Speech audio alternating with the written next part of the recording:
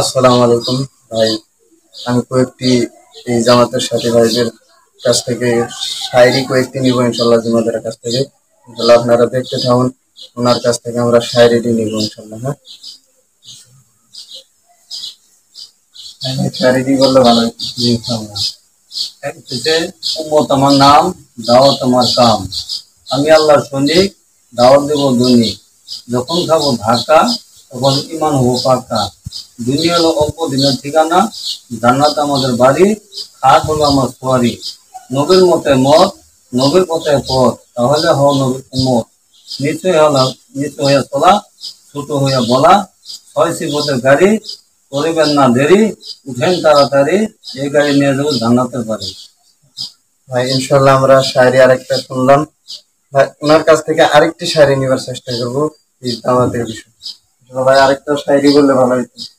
শায়রি যে ওলামা কেরামের থেকে উঠি, যে জাহিল হালাওয়া বেগার এলেমছে, মূর্খ মানব ধ্বংস হবে এলেম না থাকার কারণে। হচ্ছে হর এলেম ওলা হালাওয়া বেগার আমলছে। হচ্ছে আমল না থাকলে এলেম বড় হয়ে যায়।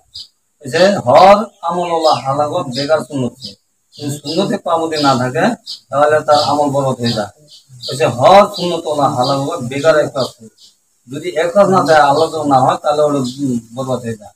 হচ্ছে হর একটা চলা হালাল বেকার দাওয়াত, দাওয়াত না থাকে সব আমল বরবাদ হয়ে যায়।